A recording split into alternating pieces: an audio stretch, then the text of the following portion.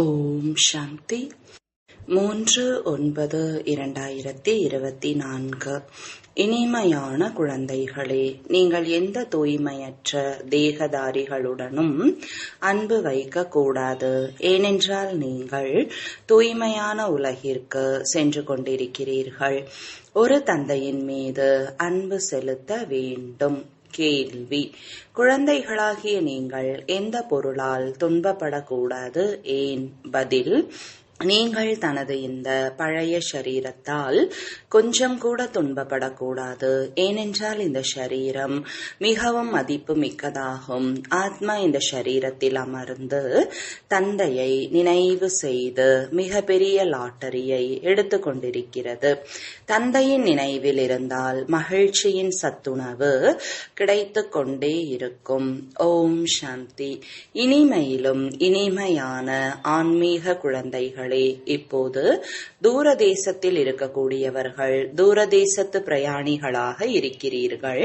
நாம் ஆத்மாக்களாக இருக்கிறோம். மேலும் இப்போது தூரதேசம் செல்வதற்கான முயற்சி செய்து கொண்டு இருக்கிறோம்.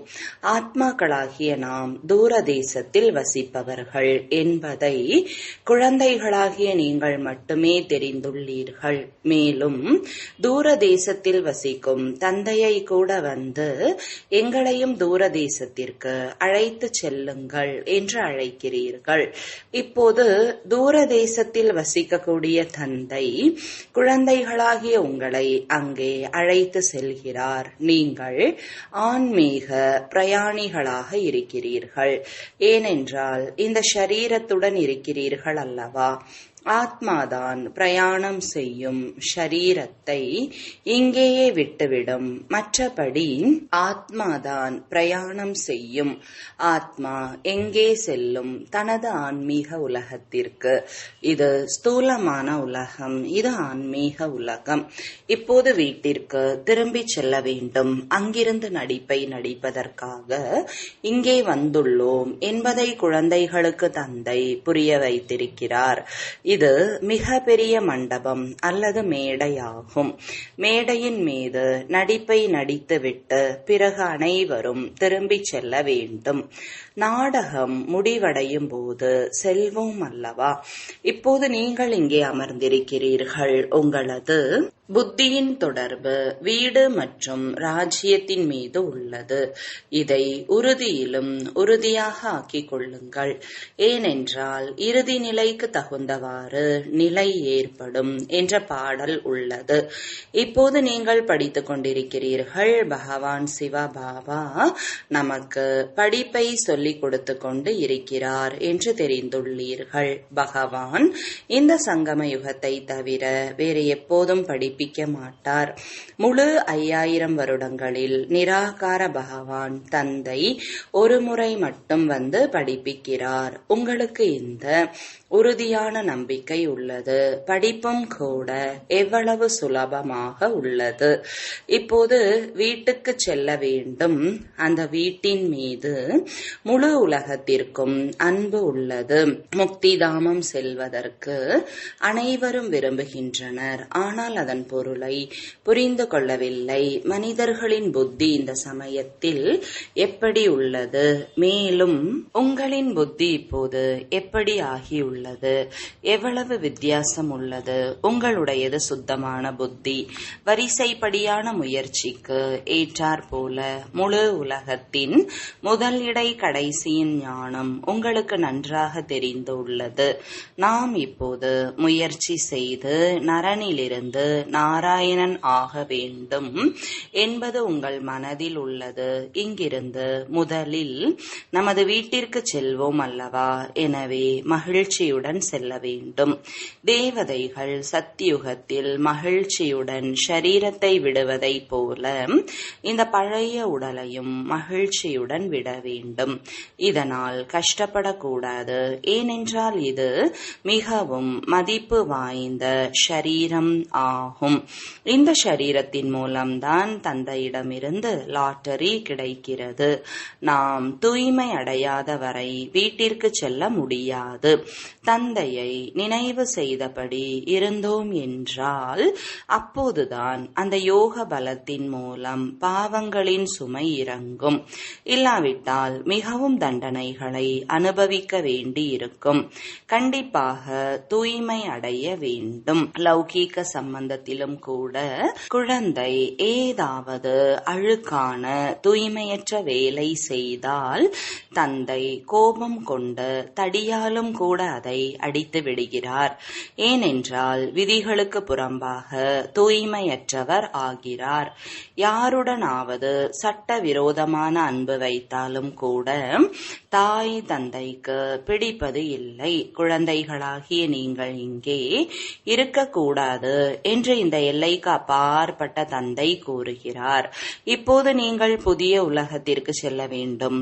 அங்கே விகாரம் நிறைந்தவர்கள், தூய்மையற்றவர்கள் யாரும் இருப்பது இல்லை. ஒரு பதீத பாவன தந்தைதான் வந்து உங்களை இப்படி தூய்மையாக ஆக்குகிறார். தந்தை அவரே கூறுகிறார், என்னுடைய பிறவி தெய்வீகமானது மற்றும் அலௌகீகமானது.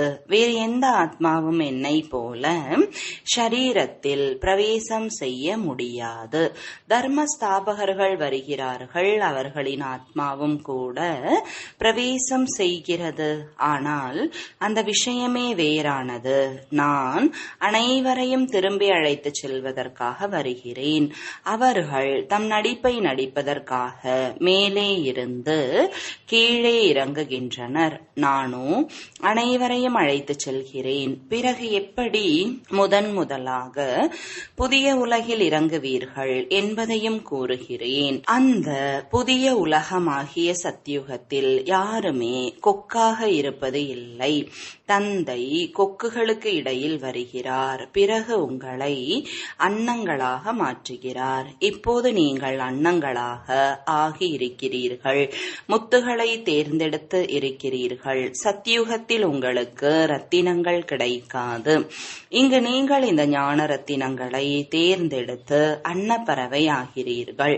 கொக்கிலிருந்து அன்னங்களாக நீங்கள் எப்படி ஆகிறீர்கள் என்பதை தந்தை வந்து புரிய வைக்கிறார். இப்போது உங்களை அன்னங்களாக மாற்றுகிறார். தேவதைகளை அன்னங்கள் என்றும் அசுரர்களை கொக்குகள் என்றும் சொல்வோம். இப்போது நீங்கள் குப்பையை விட்டுவிட்டு முத்துகளை தேர்ந்தெடுத்து இருக்கிறீர்கள்.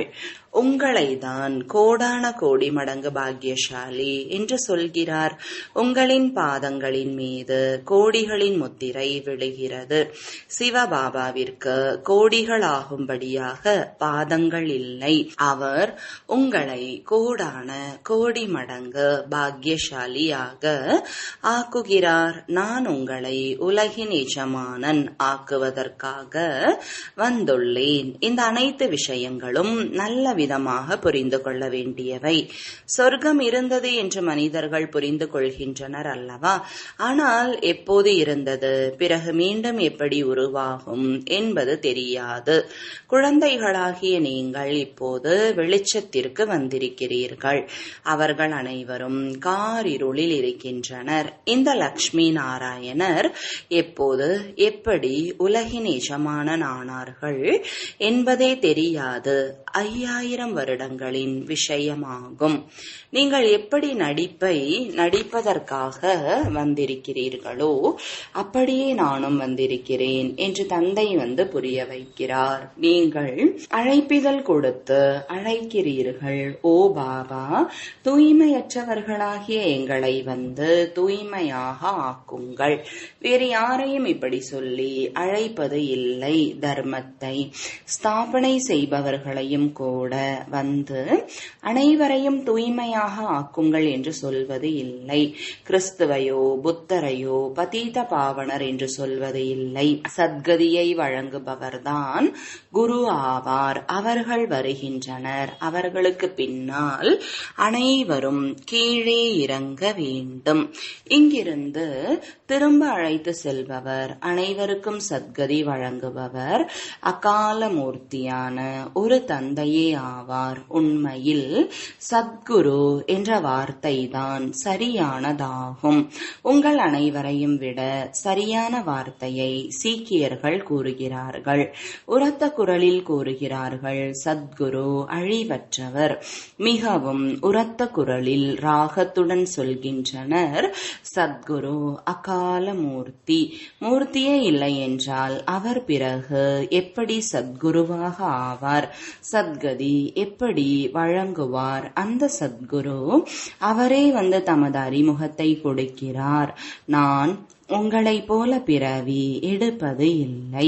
மற்ற அனைத்து ஷரீரதாரிகளும் அமர்ந்து சொல்கின்றனர், உங்களுக்கு அஷரீரியாக இருக்கும் ஆன்மீக தந்தை வந்து புரிய வைக்கிறார். இரவுக்கும் பகலுக்குமான வித்தியாசம் உள்ளது. இந்த சமயத்தில் மனிதர்கள் அனைத்தையும் தவறாக தான் செய்கிறார்கள். ஏனென்றால் ராவணனுடைய வழியில் இருக்கின்றனர். அனைவருக்குள்ளும் 5 விகாரங்கள் உள்ளன. இப்போது ராவண ராஜ்யம் நடக்கிறது. இந்த விஷயங்களை விரிவாக தந்தை வந்து புரிய வைக்கிறார். இல்லாவிட்டால் முழு உலகத்தின் சக்கரத்தை பற்றி எப்படி தெரியும்? இந்த சக்கரம் எப்படி சுழல்கிறது என்பது தெரிய வேண்டும் அல்லவா? பாபா புரிய வையுங்கள் என்றும் கூட நீங்கள் சொல்வது இல்லை. தாமாகவே தந்தை புரிய வைத்தபடி இருக்கிறார். நீங்கள் ஒரு கேள்வி கூட கேட்க வேண்டிய அவசியம் இருப்பது இல்லை. பகவான் தந்தையாக இருப்பவர். தந்தையின் வேலையே அனைத்தையும் தானாகவே சொல்வது, தானாகவே அனைத்தையும் செய்வது.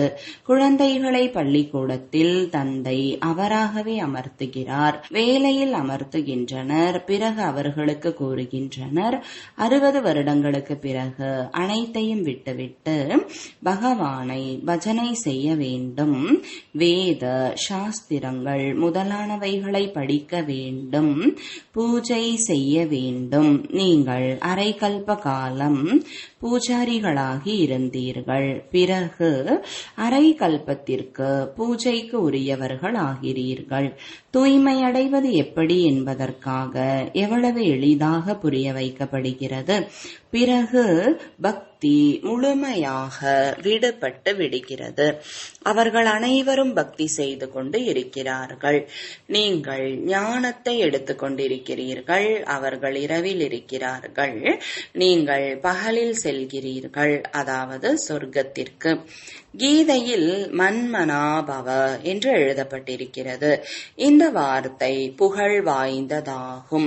கீதையை படிப்பவர்கள் புரிந்து கொள்ள முடியும். மிகவும் எளிதாக எழுதப்பட்டிருக்கிறது. ஆயுள் முழுவதும் படித்தபடி வந்தனர், எதையும் புரிந்து கொள்வது இல்லை. இப்போது அதே கீதையின் பகவான் வந்து கற்றுக் கொடுக்கும் போது தூய்மை அடைந்து விடுகின்றனர். இப்போது நாம் பகவானிடமிருந்து கீதையை கேட்கிறோம். பிறகு பிறருக்கும் கூறுகிறோம், தூய்மை அடைகிறோம். தந்தையின் மகா வாக்கியம் அல்லவா இது? அதே சகஜ ராஜயோகம். மனிதர்கள் எவ்வளவு குருட்டு நம்பிக்கையில் மூழ்கி கிடக்கின்றனர். உங்கள் பேச்சை கேட்பதே இல்லை. நாடகத்தின்படி அவர்களின் அதிர்ஷ்டம் துவங்கும் போதுதான் உங்களிடம் வர முடியும். உங்களை போன்ற அதிர்ஷ்டம் வேறு எந்த தர்மத்தவர்களுக்கும் இருப்பது இல்லை. உங்களின் இந்த தேவி தேவதா தர்மம் மிகவும் சுகம் கொடுக்கக்கூடியது என்பதை தந்தை புரிய வைத்திருக்கிறார். தந்தை சொல்வது சரி என்று நீங்களும் புரிந்து கொள்கிறீர்கள். சாஸ்திரங்களில் அங்கும் கூட கம்சன், ராவணன் முதலானவர்கள் இருந்ததாக காட்டியுள்ளனர். அங்குள்ள சுகத்தை பற்றி யாருக்கும் தெரியாது. தேவதைகளை பூஜிக்கின்றனர், ஆனால் புத்தியில் எதுவும் பதிவது இல்லை. இப்போது தந்தை கேட்கிறார், குழந்தைகளே, என்னை நினைவு செய்கிறீர்களா? என்னை நினைவு செய்ய செய்யுங்கள் என்று தந்தை குழந்தைகளை பார்த்து சொல்வதை எப்போதாவது கேட்டிருக்கிறீர்களா? லௌகீக தந்தை எப்போதாவது இப்படி நினைவு செய்யும் முயற்சியை செய்விக்கிறாரா என்ன? இதை எல்லைக்கு அப்பாற்பட்ட தந்தை புரிய வைக்கிறார். நீங்கள் முழு உலகின் முதல் இடை கடைசியை பற்றி தெரிந்து கொண்டு சக்கரவர்த்தி ராஜா ஆகிவிட போகிறீர்கள். முதலில் நீங்கள் வீட்டிற்கு செல்வீர்கள், பிறகு நடிகர்களாகி வர வேண்டும். இந்த ஆத்மா புதியதா அல்லது பழையதா என்று இப்போது யாருக்கும் தெரியாது. புதிய ஆத்மாவின் பெயர் கண்டிப்பாக பிரபலமாக இருக்கும். இப்போதும் கூட பாருங்கள், சிலருடைய பெயர் மிகவும் பிரபலமாக இருக்கிறது. அளவற்ற மனிதர்கள் வந்து விடுகின்றனர், உட்கார்ந்தபடி அனாயசமாகவே வந்து விடுகின்றனர். ஆக அவர்களின் தாக்கம் ஏற்படுகிறது. பாபாவும் கூட இவருக்குள் அனாயசமாக வருகிறார் எனும்போதுதான் அந்த பிரபாவம் ஏற்படுகிறது. அந்த புதிய ஆத்மா வந்தால் பழையவர்கள் மீது தாக்கம் ஏற்படுகிறது. இலை கிளைகள் வெளிப்பட்டபடி செல்லும் போது அவர்களின் புகழ் ஏற்படுகிறது. இவர்களுக்கு ஏன் இவ்வளவு பெயர் புகழ் என்பது யாருக்கும் தெரிவதில்லை. புதிய ஆத்மாவாக இருப்பதால் அவர்களிடம் ஈர்ப்பு இருக்கிறது. இப்போது பாருங்கள், எவ்வளவு அளவற்றவர்கள் பொய்யான பகவான்களாக ஆகிவிட்டனர். ஆகையால் பாடல் இருக்கிறது, சத்தியத்தின் படகு ஆடலாம் அசையலாம், ஆனால் மூழ்காது. புயல் காற்றுகள் அதிகமாக வீசுகின்றன. ஏனென்றால் பகவான் படகோட்டியாக இருக்கிறார் அல்லவா? குழந்தைகளும் அசைகின்றனர். படகின் மீது புயல் காற்றுகள் வீசுகின்றன. மற்ற சத்சங்கங்களுக்கு அநேகர் செல்கின்றனர். ஆனால் அங்கே ஒருபோதும் புயல் காற்றுகள் முதலான எந்த விஷயமும் வருவது இல்லை. இங்கே அபலைகள் மீது எவ்வளவு கொடுமைகள் இழைக்கப்படுகின்றன. ஆனாலும் எப்படி இருந்தாலும் நீங்கள் எந்த அளவு காட்டுமுள்ளாகி விட்டீர்கள். ஆனாலும் எப்படி இருந்தாலும் ஸ்தாபனையாகியே தீரும். தந்தை புரிய வைக்கிறார், ஓ ஆத்மாக்களே, நீங்கள் எந்த அளவு காட்டுமுள்ளாகி விட்டீர்கள். பிறரை முள்ளாகி குத்துகிறீர்கள் என்றால் உங்களுக்கும் முள் குத்துகிறது. அனைத்து விஷயங்களுக்கும் பிரதிபலன் என்பது கிடைக்கவே செய்கிறது. அங்கே துக்கத்தின் மோசமான விஷயங்கள் இருப்பது இல்லை. ஏனென்றால் அதன் பெயரே சொர்க்கம் என சொல்லப்படுகிறது. மனிதர்கள் சொர்க்கம் என்றும் நரகம் என்றும் சொல்கின்றனர். ஆனால் புரிந்து கொள்வது இல்லை. இன்னார் சொர்க்கத்திற்கு சென்று விட்டார் என்று சொல்கின்றனர். உண்மையில் இப்படி சொல்வதும் கூட தவறு. நிராகார உலகம் சொர்க்கம் என்று சொல்லப்படுவது இல்லை. அது முக்தி தாமம். பிறகு இவர்கள் சொர்க்கத்திற்கு சென்று விட்டார்கள் என்று கூறுகிறார்கள். இப்போது நீங்கள் அறிந்துள்ளீர்கள், இந்த முக்தி தாமம் ஆத்மாக்களின் வீடு. இங்கே வீடுகள் இருப்பது போல பக்தி மார்க்கத்தில் மிகவும் செல்வந்தர்களாக இருப்பவர்கள் எவ்வளவு உயர்வான கோவில்களை கட்டுகிறார்கள். சிவன் கோவில்கள் எப்படி கட்டப்பட்டுள்ளன என்று பாருங்கள். லக்ஷ்மி நாராயணன் ஆலயங்கள் கட்டினால் உண்மையான ஆபரணங்கள் முதலானவை எவ்வளவு இருக்கின்றன. அதிக அளவில் செல்வங்கள் இருக்கும். இப்போது பொய்யானதாக ஆகிவிட்டது. நீங்களும் கூட முன்னர் எவ்வளவு உண்மையான ஆபரணங்களை அணிந்து கொண்டு இருந்தீர்கள். இப்போது அரசாங்கத்தின் மீது இருக்கும் பயத்தின் காரணமாக உண்மையான நகைகளை மறைத்துவிட்டு போலிகளை அணிந்து கொள்கின்றனர். அங்கே அனைத்தும் உண்மையாக தான் இருக்கும். பொய்யானது எதுவும் இருக்காது. இங்கே உண்மையானவை இருந்தாலும் கூட மறைத்து வைத்துக் கொள்கின்றனர். நாளுக்கு நாள் தங்கத்தின் விலை அதிகரித்து கொண்டே இருக்கிறது. அங்கே இருப்பதே சொர்க்கம். உங்களுக்கு அனைத்தும் புதியவையாக கிடைக்கும். புதிய உலகத்தில் அனைத்தும் புதியவையாக அளவற்ற செல்வங்கள் இருந்தன. இப்போது பாருங்கள், அனைத்து பொருட்களும் எவ்வளவு விலை அதிகரித்து விட்டன. இப்போது இப்போது குழந்தைகளாகிய உங்களுக்கு மூலவத்தனத்திலிருந்து துவங்கி அனைத்து ரகசியங்களையும் புரிய வைத்துள்ளார். மூலவத்தனத்தின் ரகசியத்தை தந்தையை தவிர வேறு யார் புரிய வைப்பார்கள்? நீங்களும் பிறகு ஆசிரியராக வேண்டும். இல்லற விஷயங்களிலும் இருக்கிறீர்கள். தாமரை மலருக்கு சமமாக தூய்மையாக இருங்கள். பிறரையும் தனக்கு சமமாக ஆக்கினீர்கள் என்றால் மிகவும் உயர்ந்த பதவியை அடைய முடியும். இங்கே இருப்பவர்களை விட அவர்கள் உயர்ந்த பதவியை அடைய முடியும். வரிசைப்படியாக தான் இருக்கிறீர்கள். வெளியில் இருந்தபடி வெற்றி மாலையில் கோர்க்கப்பட முடியும். 7 நாள் பாடம் எடுத்துக்கொண்ட பிறகு வெளிநாட்டிற்கோ அல்லது வேறு எங்கு வேண்டுமானாலும் செல்லலாம். முழு உலகிற்கும் செய்தி கிடைக்க வேண்டும். பாபா வந்து என்னை நினையுங்கள் என்று மட்டும் கூறுகிறார். அந்த தந்தை தான் விடுவிக்க கூடியவர், வழிகாட்டி. அங்கு நீங்கள் சென்றீர்கள் என்றால் செய்தித்தாள்களிலும் அதிகமாக உங்கள் பெயர் வரும். பிறருக்கும் கூட இது மிகவும் சகஜமான விஷயம் என்பது புரியும். ஆத்மா மற்றும் ஷரீரம் வேறு வேறு விஷயங்கள். ஆத்மாவில் மனம் புத்தி உள்ளது. ஷரீரம் ஜட பொருள். ஆத்மா நடிகனாக இருக்கிறது. சிறந்த பொருள் ஆத்மா. எனவே இப்போது தந்தையை நினைவு செய்ய வேண்டும். இங்கே இருப்பவர்கள் வெளியே இருப்பவர்கள் அளவிற்கு நினைவு செய்வது இல்லை. மிக அதிகமாக நினைவு செய்பவர்கள் பிறரை தனக்கு சமமாக ஆக்குபவர்கள். முட்களை மலர்களாக ஆக்கக்கூடியவர்கள் உயர்ந்த பதவியை அடைவார்கள். முன்னர் நாமும் முட்களாக இருந்தோம் என்பதை நீங்கள் அறிவீர்கள். இப்போது தந்தை அவசர சட்டம் பிறப்பித்துள்ளார். காமம் மிக பெரிய எதிரியாகும். இதன் மீது வெற்றி அடைவதன் மூலம் நீங்கள் உலகை வென்றவர் ஆகிவிடுவீர்கள். ஆனால் எழுதி போடுவதை பார்த்து யாரும் புரிந்து கொள்வது இல்லை. இப்போது தந்தை புரிய வைத்திருக்கிறார். நல்லது. இனிமையிலும் இனிமையான காணாமல் போய் கண்டெடுக்கப்பட்ட செல்லமான குழந்தைகளுக்கு தாயும் தந்தையுமான பாப்தாதாவின் அன்பு நினைவுகளும் காலை வணக்கங்களும். ஆன்மீக குழந்தைகளுக்கு ஆன்மீக தந்தையின் வணக்கங்கள். ஆன்மீக தந்தைக்கு ஆன்மீக குழந்தைகளின் அன்பு நினைவுகளும் வணக்கங்களும். தாரணைக்கான முக்கிய சாரம். முதலாவது, எப்போதும் ஞான ரத்தினங்களை தேர்ந்தெடுக்கும் அன்னப்பறவைகள் ஆக வேண்டும். முத்துகளை தான் தேர்ந்தெடுக்க வேண்டும். குப்பைகளை விட்டுவிட வேண்டும். ஒவ்வொரு அடியிலும் கோடான கோடி வருமானத்தை சேமித்து கோடானு கோடி மடங்கு பாக்கியசாலி ஆக வேண்டும். இரண்டாவது, உயர்ந்த பதவியை அடைவதற்காக ஆசிரியராகி பலருக்கும் சேவை செய்ய வேண்டும். தாமரை மலர் போல தூய்மையாக இருந்து தனக்கு சமமாக பிறரை ஆக்க வேண்டும். முட்களை மலர்களாக ஆக்க வேண்டும். வரதானம். எனது உனது என்ற குழப்பங்களை முடித்துவிட்டு கருணையின் பாவனையை வெளிப்படுத்தக்கூடிய கருணையில் நிறைந்தவர் ஆவீர்களாக.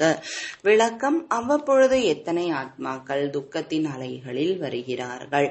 இயற்கையின் சிறிதளவு குழப்பங்கள் ஏற்பட்டாலும் ஆபத்துகள் வந்தாலும் அநேக ஆத்மாக்கள் துடிக்கிறார்கள், கருணையை வேண்டுகிறார்கள். எனவே அப்பேற்பட்ட ஆத்மாக்களின் கூக்குரலுக்கு செவி சாய்த்து கருணையின் பாவனையை வெளிப்படுத்துங்கள். பூஜைக்குரிய ஸ்வரூபம் கருணை நிறைந்த தன்மையை கடைபிடியுங்கள். உங்களை சம்பன்னமாக ஆக்கிக் கொண்டீர்கள் என்றால் இந்த துக்கத்தின் உலகம் முடிந்து போய்விடும். இப்பொழுது பரிவர்த்தனையின் சுபபாவனையின் அலைகளை தீவிர வேகத்துடன் பரப்பினீர்கள் என்றால் எனது உனது என்ற குழப்பம் முடிந்து போய்விடும். ஸ்லோகன். வீண் சங்கல்பங்கள் என்ற சுத்தியல் மூலமாக பிரச்சனை என்ற கல்லை உடைப்பதற்கு பதிலாக உயர தாண்டி குதித்து பிரச்சனை என்ற மலையை கடந்து செல்பவர் ஆகுங்கள். ஓம் சாந்தி.